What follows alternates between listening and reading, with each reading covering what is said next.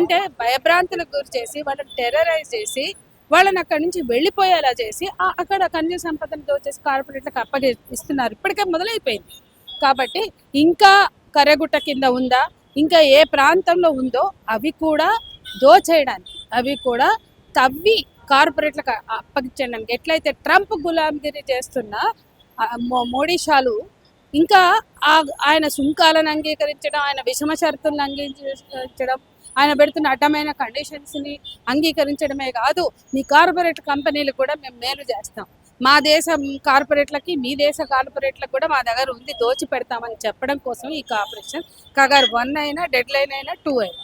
పూర్తిగా కూడా ఈ కర్రగుట్ట ప్రాంతం అంతా కూడా మంత్రి సీతక్క జిల్లాలోకి వస్తుంది సగం కూడా. కనీసం మంత్రి సీతక్క మాజీ మావోయిస్ట్ అన్నప్పటికీ కనీసం నోరు కూడా మెదపట్లేదు. ఎట్లా చూస్తారు? ఆమెను ప్రశ్నించాలి. ఆమె మంత్రిగా, ఆదివాసీ బిడ్డగా సమ్మక్క సారక్క జాతర చేయడమే సరిపోతుందా? తోటి ఆదివాసీల ఊచకొతలు, దోపిడీ, ఇంత భయంకరమైనటువంటి దాడులు, డెడ్ లైన్లు పెట్టి చంపేస్తూ వాళ్ళని వెళ్ళగొడుతుంటే, వాళ్ళని అడవి నుండి దూరం చేస్తుంటే, వాళ్ళ భూమి నుంచి వాళ్ళని దూరం చేస్తుంటే ప్రశ్నించవలసిన బాధ్యత సీతక్కకు ఉన్నదా లేదా అనేది ఆమె చెప్పుకోవాలా.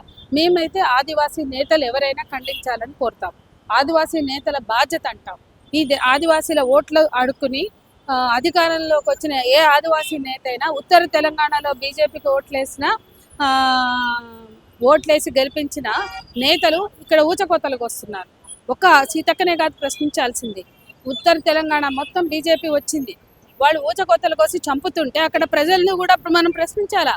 మీరు ఎవరికి ఓట్లేస్తున్నారు? బీజేపీకి మీరు ఓట్లేసి మీ తోటి ఆదివాసీ, అక్కడ గోండులు ఉండొచ్చు, ఇంకో చోట కోయలు ఉండొచ్చు, ఇంకో చోట ఇంకొకళ్ళు ఉండొచ్చు, కానీ తోటి ఆదివాసీ బిడ్డల్ని చంపడానికి బీజేపీకి అధికారం ఇస్తున్న ఓటర్ కార్డు నుంచి, బీజేపీలో ఉన్న ప్రతి ఒక్క ప్రజాప్రతినిధి నుంచి మొదలు పెడితే ఆదివాసీ బిడ్డల ఓట్లతోటి అధికారంలోకి వచ్చి మంత్రులుగా వెలగబెడుతున్న సీతక్క వరకు అందరికీ బాధ్యత ఉంది. నేను ఒక సీతక్కకే ఉంది అనుకోవట్లేదు. ఖచ్చితంగా సీతక్కని ప్రశ్నించాల్సిన బాధ్యత మీ అందరి మీద కూడా ఉంది. ఇది ఓన్లీ మేము ఆదివాసీలమని మాట్లాడుతున్నామా? బుద్ధిజీవులం, మనిషి ఉన్న హృదయం ఉన్నవాళ్ళం, మనిషి ఉన్నవాళ్ళం, బుర్రున్నవాళ్ళం. ఈ దేశంలో మనుషుల కోసం ఆలోచించి ఎవరైనా కూడా మాట్లాడాలి. సీతక్క ఒకటే కాదు, ఆ ఇంగిత జ్ఞానం ఎవరైనా ఇది అన్యాయం అని మాట్లాడాలి. ఈ అన్యాయాన్ని ప్రశ్నించలేనప్పుడు మీరు మనుషులుగానే చనిపోయినట్టు. మీకు పదవులు ఉండొచ్చు, అధికారాలు ఉండొచ్చు, కానీ తోటి ఆదివాసీల ఊచకోతని ప్రశ్నించలేని మీడియా కావచ్చు, మంత్రులు కావచ్చు, లేదా ఓటర్లు కావచ్చు, ఇది అందరి బాధ్యత అనేది